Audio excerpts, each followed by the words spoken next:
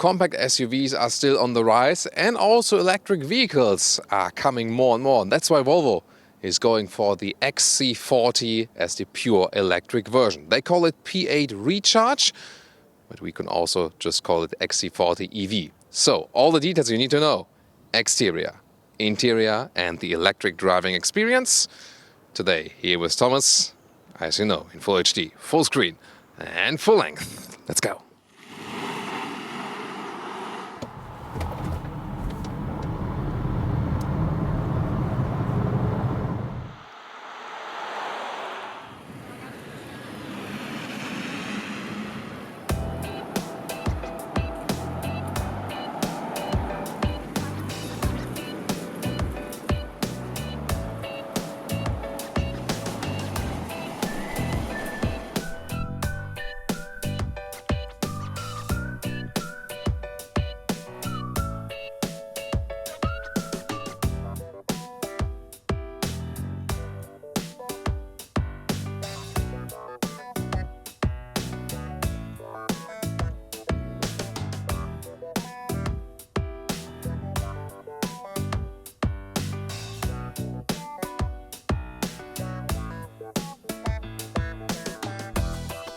In the front we can see that the EV version of the XC40 has this closed front grille, so that appears less sporty, less aggressive. However, the overall front is still quite strong, you know, pretty much upright, although it's still their smallest SUV. But really, this is the only EV fact you can see.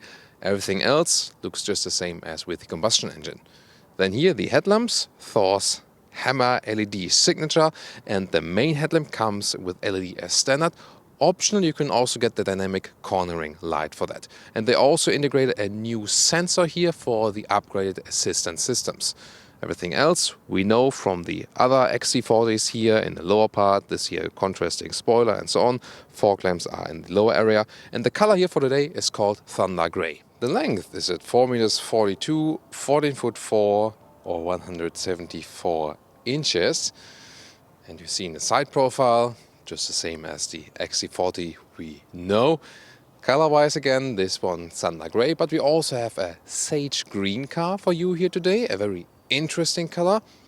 That one you see also has 20-inch wheels, the bigger ones. The car we have here, 19-inch wheels, so these here would be standard. And we also have a crystal white car for you, so some color variations, of course, even more are available. For example here, the bursting blue, of course the Thomas blue for the XC40. This would be my choice. Typical side profile of the XC40 is that we have the raising line right here, and then a shoulder line is forming right there. And we have the stamped Recharge logo here. This again counts both for plug-in hybrid and for the pure electric version, because there's also a PHEV available for the XC40. But as I said here, the pure electric for today. The rear, very clean design, and here the typical vertical tail lamps we know from the Volvo estates and also from the Volvo SUVs. As for the facts and figures, here the electric version, one electric motor in the front, one electric motor in the rear, still a front wheel bias, and you overall have around 400 horsepower, and 4.9 seconds is the acceleration figure to 100 kilometers an hour. That's of course pretty impressive, even a little bit less than 260 miles an hour. As for the top speed, 180 kilometers an hour, as all the other Volvos are restricted now. That's 112 miles per hour. But for an electric vehicle, that's actually quite fast and quick.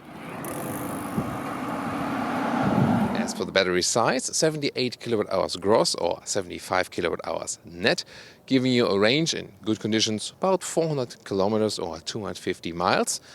And as for recharging, is 11 kilowatt AC or 150 kilowatt DC, so the fast charging also will be quick enough if you have the suitable charging station for that. And here you can see that official badge, so XC40 Recharge P8 AWD. Yeah, that's a little bit complicated, isn't it? Why not just XC40 EV or electric?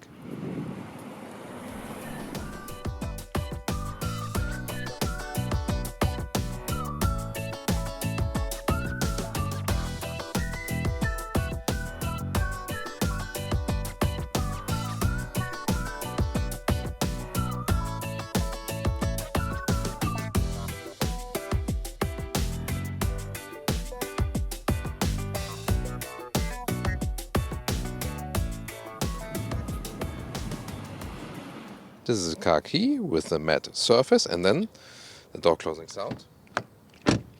Very solid, like it. Now to the interior. We can see here interesting structures at the inside of the doors, optional Harman Kardon sound system, and this lava orange felt interior is also an option, so you can also go for a more subtle note. That's also no problem. I can also show you here a different interior with another color styling, so you can choose. Then steering wheel with interesting contrast stitches on the inside. The seats here with microfiber on the inside is also standard for the pure electric version. However, on the outsides, still animal parts are being used, same as for the steering wheel. Unlike in the Polestar 2, they do not offer an animal-free interior for the XC40 EV yet. However, Volvo promised to be working on that and will also reveal more of their strategy very soon. Getting inside, the cool thing here about the XC40, I also told you that with the launch, with the earlier reviews. By the way, if you want to tune into the plug-in hybrid model or to the petrol model, you can also check these reviews out here on our channel. Then, the seating position is already quite upright. That means it's their small SUV, but it already feels quite big and sophisticated when you sit here on the inside. Seats here with electric control, and that means when I put it in the lowest position, with 1.86 or 6.1, still some headroom left. If you want more, leave out the panoramic roof, but here we do have one. There is this slider here now in the middle, so no real button, but you slide it open. Then you can also open it completely. And yeah, that leaves a lot of light in here, so a really nice feature. Steering wheel up and down, in and out. And the interior quality impression is overall pretty good. The cool thing is here in the XC40, they use more matte materials here, also in the middle console, and less of this high gloss piano lacquer. Some left, yes, but at least less, and I think that's actually a good decision.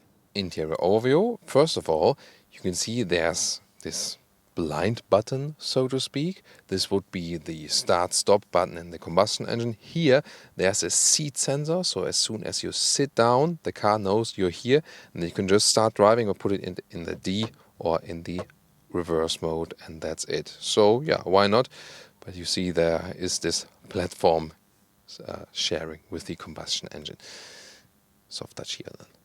Top part, steering wheel in a quite compact size. Right side, change the volume, for example, or to activate the voice control, but you can also just do it with Hey Google and that already gets activated. And on the left side, the cruise control settings. Then 12.3-inch digital instruments, soon more details to that. Right side, 9-inch screen in a vertical way. And you can see the camera here at the moment, zoom on to that, because this is now the new Android-based system. It's the best there is, like in the Polestar 2. Really look forward for this part. Then in the lower part here, the only thing that is, with real buttons, volume knob here, and also for stopping or starting the music. Further down below, two USB-C chargers right here, and a 12-volt power supply. Also have an inductive charging pad in the lower area. Then this control lever. And the good thing is reverse, drive, reverse, drive. So far with the combustion engine model is you always had to go over the N. You can still do that, but if you just push firmly, then it really works. P then for the parking mode, adaptive cup holders, and then an armrest right there, the red cover with reasonable space below. Instruments in the parking mode cleaned up like this, and you see the battery status. When you put in a gear, then you have this map view all over the place, left side speed, and once again the battery status in the lower right down there, but they do not show us the kilometer or miles left, and this was an intentional decision, and I think it's a wrong decision, because I want to see how many kilometers or miles I have left. Don't you want to do that as well? We have to ask Google for that, but here in the instruments, you cannot show this. You can also not switch like Tesla is offering. And on the left side, we will see at least the consumption figure. A head-up display, by the way, here is not available. Now the infotainment system, Android-based, and of course, Google just does it the best. So many manufacturers invest millions of money in their own infotainment system and fail. And here, Volvo and Polestar, they just get it from Google, and it's the best. Here, super responsive as for the map, and we know we have the best real-time traffic information as for that. Then you connect your phone via Bluetooth, but the cool thing is you can also have your playlist in there. So unlike with the Teslas, I do not miss the Apple CarPlay here because I can pick my playlist right here. And that's, of course, really, really cool. So I'm absolutely fine with that. Why not? Apple CarPlay, however, will come at a later stage if you want it still. Then here, how can I help? That's the voice input. You can activate it here, or you can also then say, "Hey Google, set temperature to 22 degrees.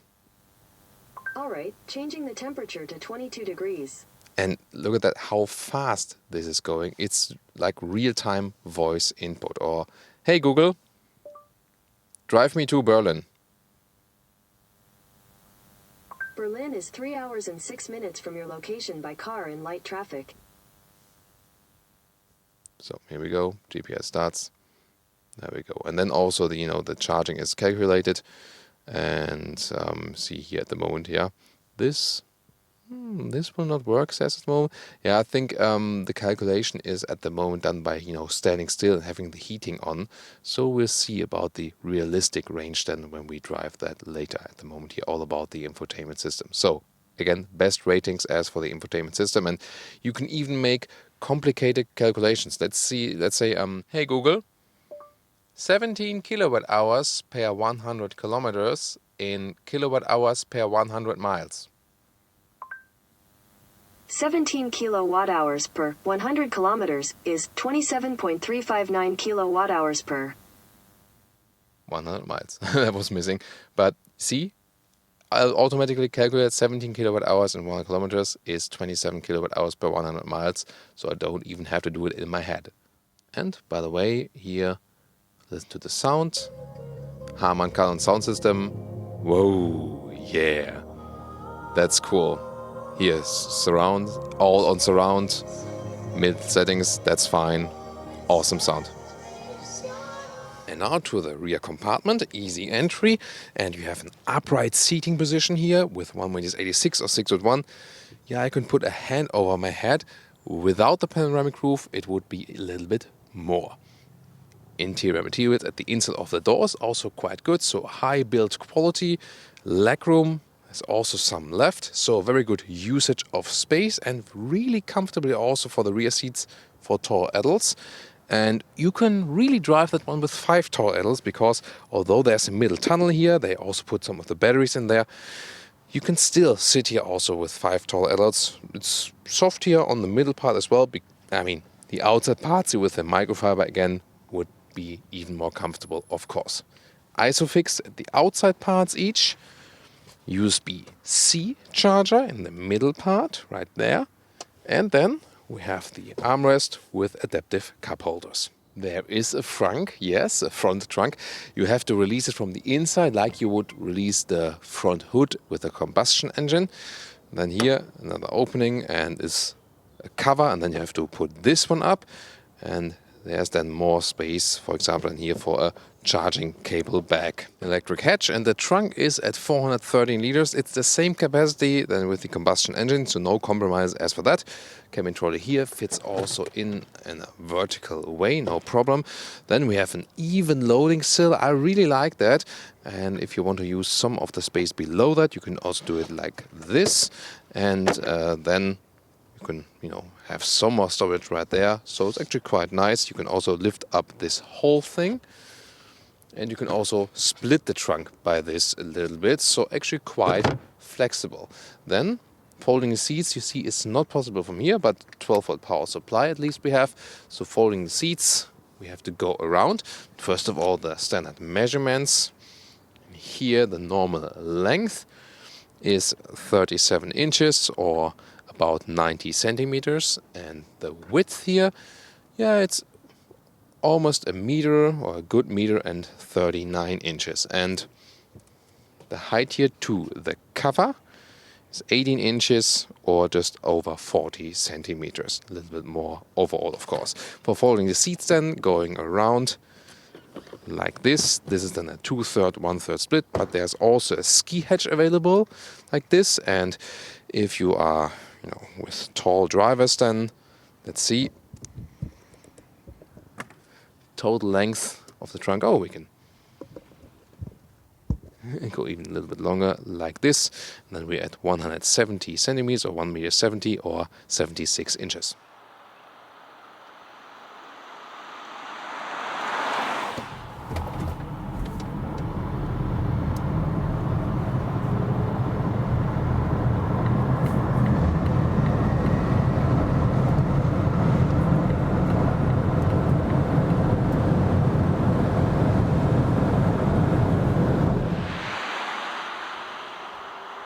First of all, before we come to the normal driving lounge, it's performance time. We're in Germany, German Autobahn, the new Volvo XC40 EV, and let's accelerate it out. You've just seen the 0 to 100, now 32, let's see.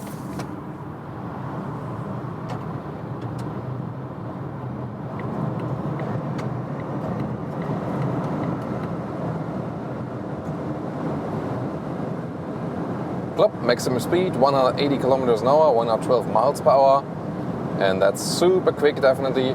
So before, you could see in a close-up also the instruments where we did 0 to also the top speed, not only 0 to 100.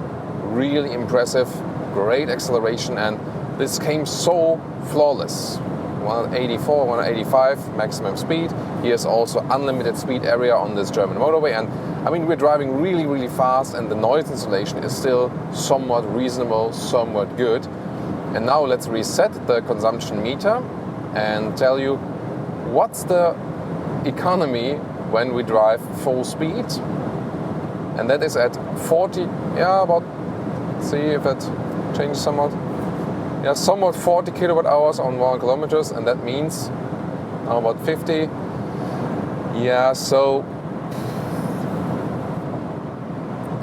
It definitely, cuts the range then more than in half. So at that high speed, you could probably drive then for 150 kilometers or something. Maybe like 80, 90 miles, something like that. So of course not laid out to do that. The combustion engines also consume a lot more fuel when they drive high speed, but of course here for the electric vehicles, definitely killing the range. But what about a more realistic speed at motorway, as for noise insulation and as for the fuel consumption, or in this case the energy consumption? Sometimes still the petrol head comes through. So, and now we go to 130 kilometers an hour and set the cruise control, 130, and reset the trip meter. And let's see how that one plays out. Pilot assist, right click here, left thumb. And the thing is, just with the pilot assist, when it goes a little bit bent, it doesn't have any problem. However, when it goes all the way straight, it does not have a capacitive function here for the steering wheel, so you get this false positives for the lane keeping assist, and wants to move the steering wheel, that can be quite annoying at times. So we'll let it run here for 130 kilometers an hour. A little bit up and down here, but that's no problem to the electric vehicles, because when you go down here, you get some more, either recuperation when you really go downhill in a very, very fast way, or you can use this rolling or coasting effect and you don't consume much more. So, and here we'll end up with some values, 30 something kilowatt hours on 1 kilometers. So this means then you can drive some 200 kilometers plus, or some 120, 150 miles plus at the normal motorway speed here, at least. The best figures as for the energy consumption will be scored when we have mixed traffic, also a lot of city traffic and countryside. I mean, the battery is already heated. It is heated already. So the maximum range figures, soon more to that. But overall, already a good motorway car. Noise insulation here at normal motorway speeds is also pretty nice. Relaxed feeling, upright sitting position. and the consumption here on the motorway is somehow expected for an electric vehicle, but here we do see a difference to the Teslas. In comparison to all the other electric vehicles, the Teslas are most efficient still on the motorway at higher speeds. So most electric vehicles show really much more higher energy consumption on the motorway, whereas Teslas also do that somewhat, but not that much, not that extreme more consumption when we are at higher motorway speeds.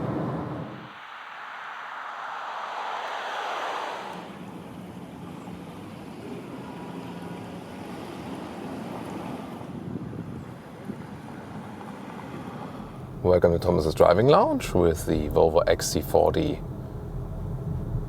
P8 Recharge AWD. Well, the XC40 EV, staying with that, and in city traffic, it's really nice to move it around. The steering wheel is pretty direct, really precise as well. Low center of gravity, have the battery pack in the lower bottom, and I can already say right now that it just feels more agile to drive than any of the combustion engine models. Plus, it has the faster acceleration with these 4.9 seconds to 1 kilometers or 4.7 seconds to 60 miles an hour. So really quick, especially from the get-go. I'll soon also show that to you. And here in the city traffic, we've been cruising around just a little bit. And yeah, the energy consumption figures somewhat around the 20 kilowatt hours on 100 kilometers. So like somewhat 30 kilowatt hours on 100 miles. And that means we are somewhat in the 200 miles plus something areas and between these 300 and 400 kilometers so far, as we know, for the city consumption and so on. And the overall feeling of this car is on the one hand quite normal because it feels somehow like the other XC40 models. But then again, a little bit more sophisticated with this new infotainment system. I really have the best Google Maps guidance. I also have this updated digital instruments. So this is really a step forward if you compare it to the combustion engine models. So this is just more intuitive, just easier to use. The one-pedal driving is standard. You can theoretically also turn that off in the infotainment system. I would not necessarily recommend that. They did not go for any charging, or for any shifting pedals here to change the recuperation or so. So they want that standard one-pedal driving feeling for you, or to turn it off.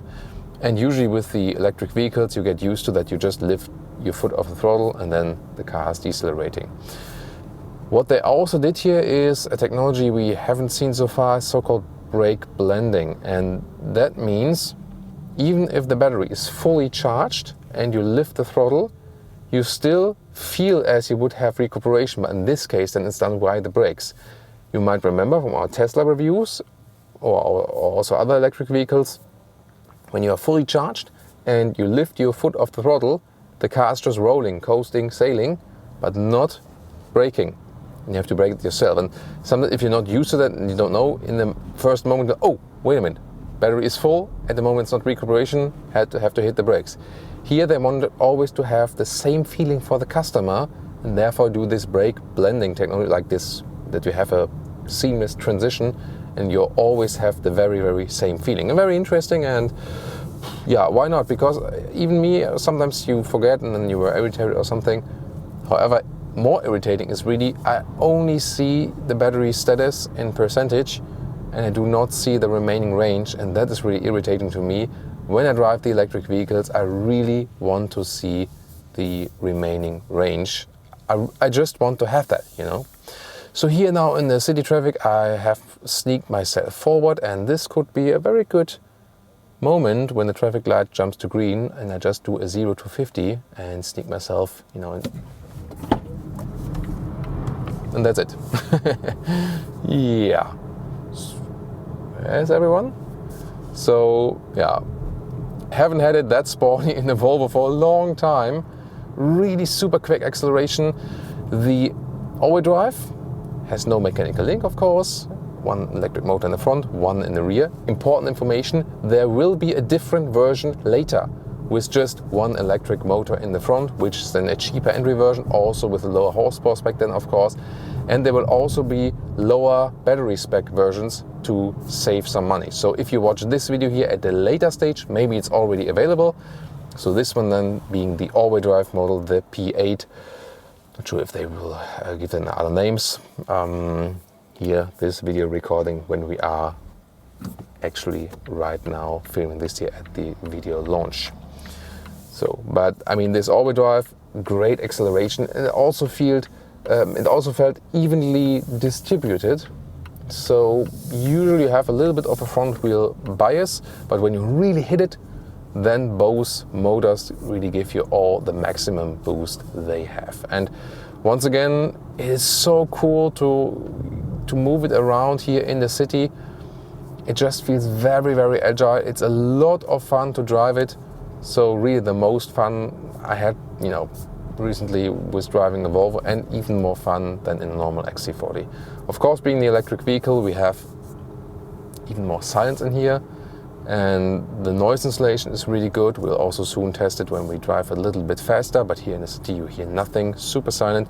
We have that SUV upright seating position as well. And also due to the microfiber seating surface, it adapts a little bit better to the body than if you would have the pure animal skin surface, of course. So at this moment, to me, of course, the seats should be animal free, and we expect it, especially from the electric vehicles, which all have the more sustainable approach. The Polestar 2 does totally deliver that. And we could buy the Polestar 2 for the very same price as we're buying this one. Also shares the same technology, and so on and so on. The question is then rather really sedan versus SUV. The Polestar 2 is a little bit more consistent than in the approach, but here you have the upright seating position and the huge hatch where you can load things better in and out and so on. And here in the city, you just get along a little bit better. It's not a huge vehicle.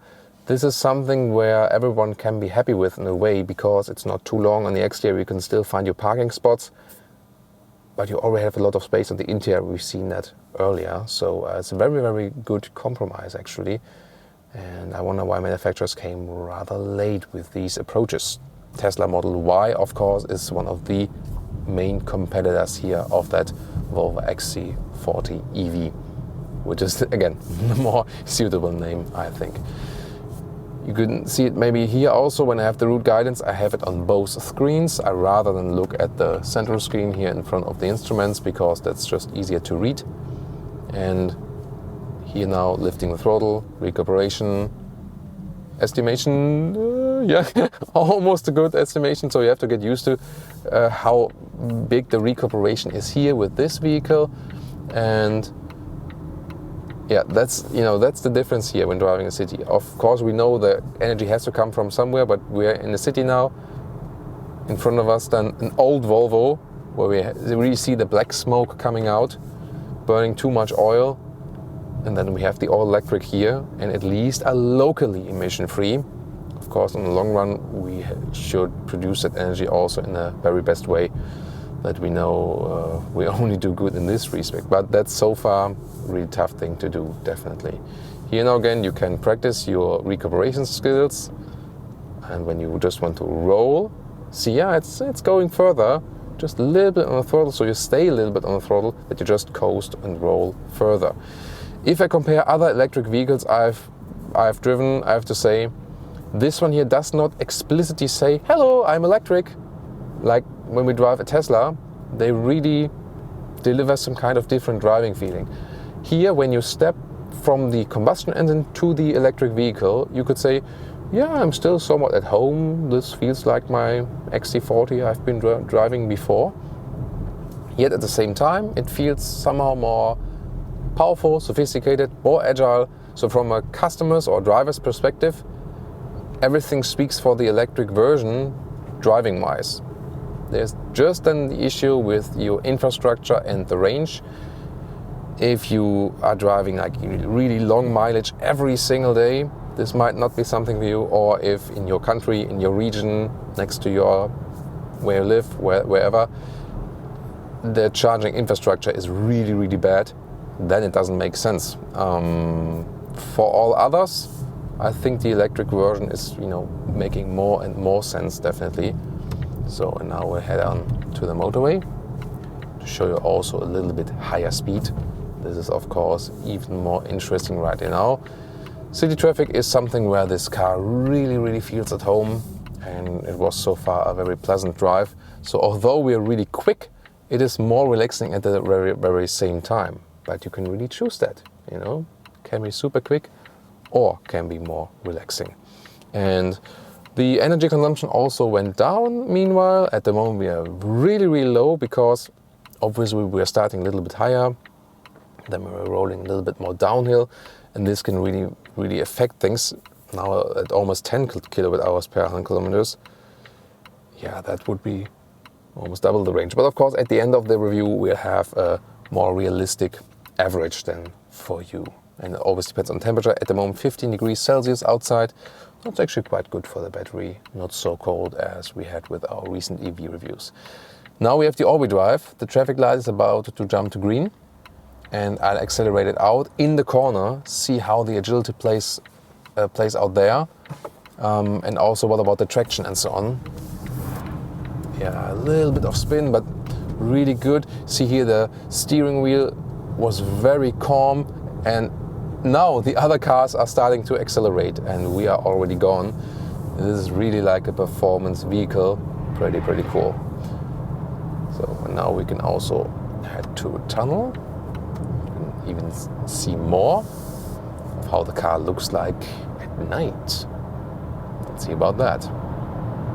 Woo! There's no special ambient lighting here. We see the map. Map jumps to the night mode. That's done automatically. And we can also set the cruise control here on the left side. Some of the assistance systems are standard.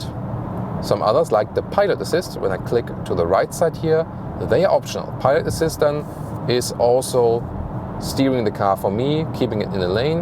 And so far here, really centralized, also pretty calm.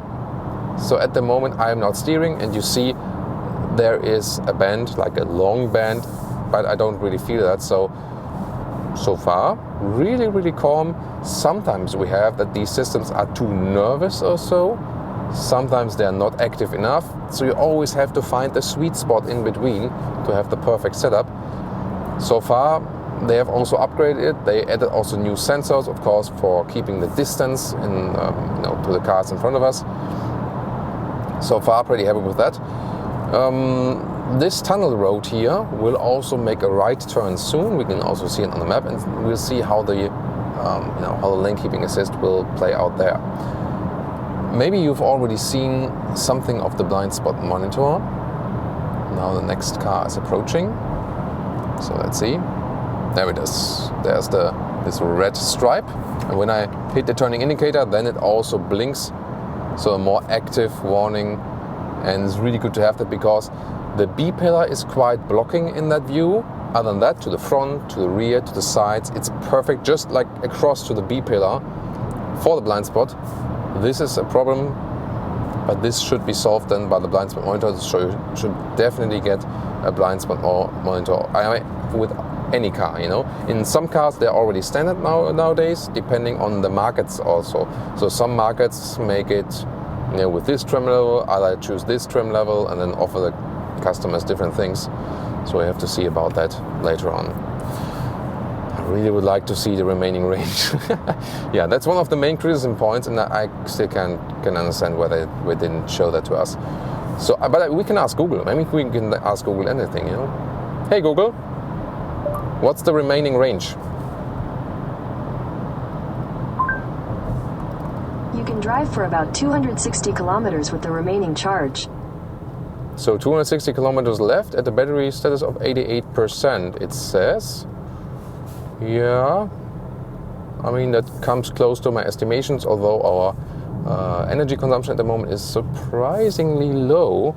Again, same tech being used in the Polestar 2 and also the very same battery.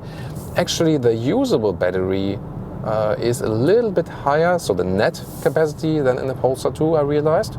Just the gross battery size is actually the same.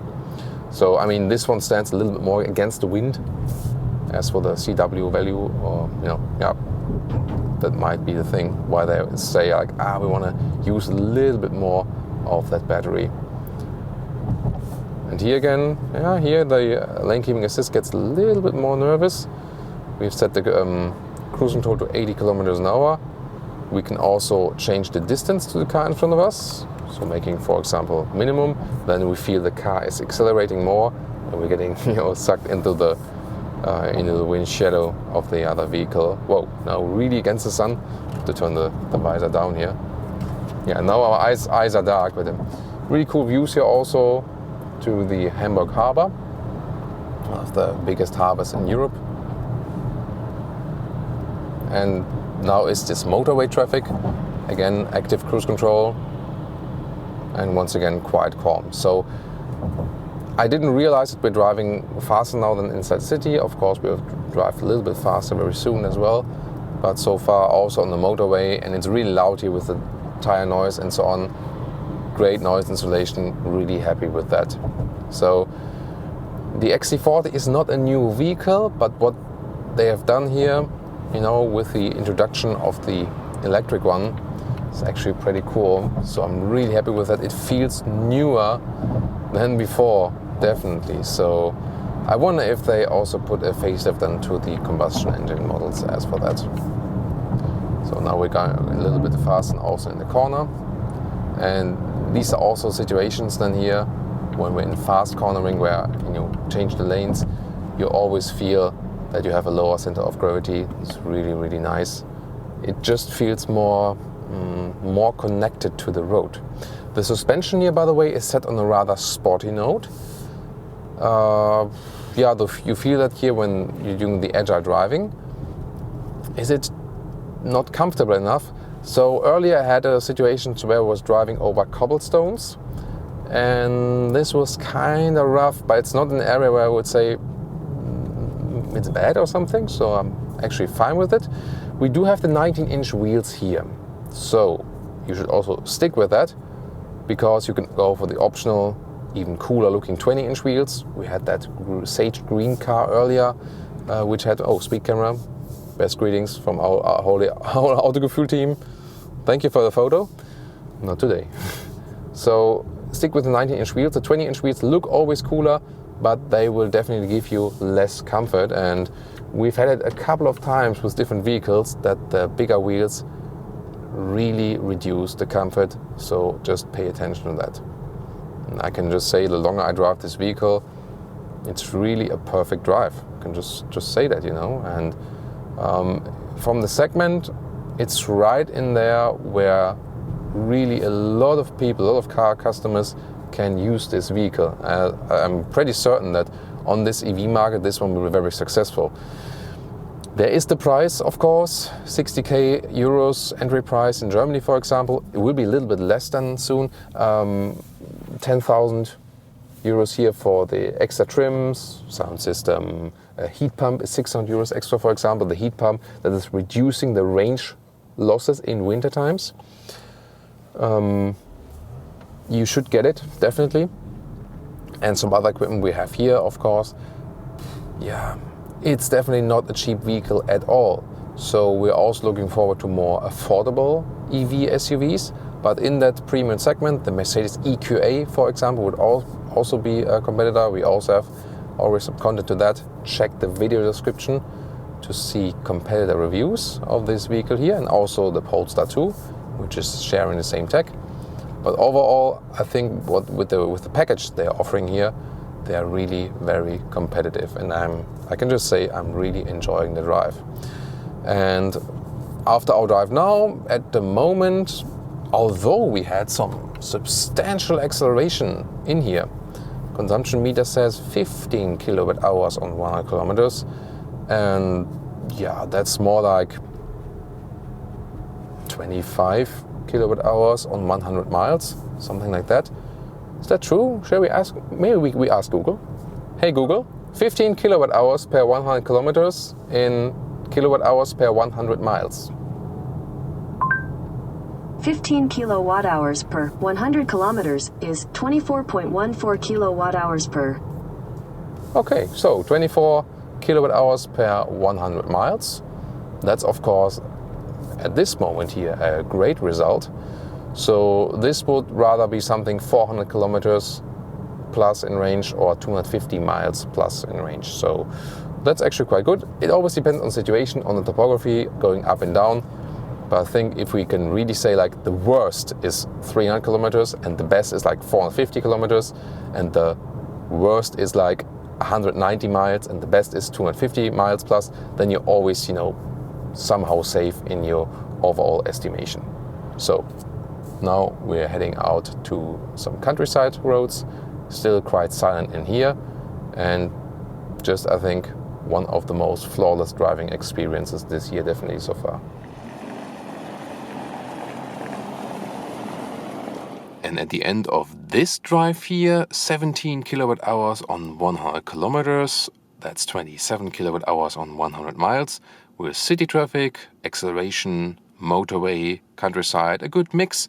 And this would indeed be 440 kilometers of range or 270 miles of range. This is a good result, and we had the very, very same result with the Polestar 2.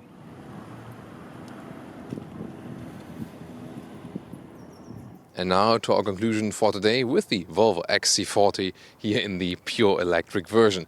First of all, from the exterior you still get the normal XC40 look, and people so far liked it, so they will also do now.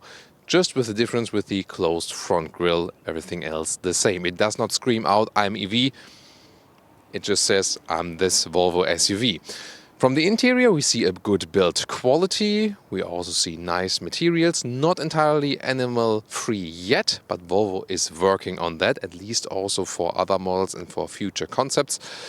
They definitely know what they are doing in this respect. Not yet 100% in this vehicle, but it's coming up. Greater things, definitely with the infotainment system, Google or Android based, that's the way to go. So many other manufacturers invest so much money in their own infotainment system, and they are still so much worse than what we see here. This is the perfect infotainment system, just an easy and good solution. Driving wise, even better, even more fun than with the combustion engine. It is already a quite, nice drive in the combustion engine here with the XC40, but here with a lower center of gravity, even sportier, it is heavier but feels lighter somewhat. That's the thing here with the electric vehicles. And of course, great boost, great acceleration boost. It's really a lot of fun to drive. Actually the most fun we've had in a Volvo SUV. So just driving wise for a customer, it should be the electric version. Pricing wise, when you end up with about 60,000 euros with some trim, equipment, assistance systems, upgrade and so on, this car here 70,000 euros. That's not cheap at all, of course not. It's a premium SUV segment. However, if you think about when you put a high-spec petrol car for the XC40, you wouldn't pay less. And then you think about governmental subsidies or some taxation benefits and so on and so on. And then price won't be, that much of a difference to the normal combustion engine of this vehicle here. So, range-wise, it's actually comparable to a Polestar 2, for example. So you also get a long ride there, some 400 kilometers, 250 miles. That's of course, not as much as we know from a new Tesla Model 3, for example, but still enough here if we take a look at the competition. So overall, I think one of the best offerings as for the EV market right now. Looking forward to your feedback. What do you think here? The XC40 EV, I think it's an easier name than like Recharge P8 AWD. Who uses that? They even put on their homepage saying like, okay, that's the pure electric, because they say Recharge both for the plug-in hybrids and for the pure EVs. So I hope you enjoyed our episode here for today. We did in filming it just for you. See you next time.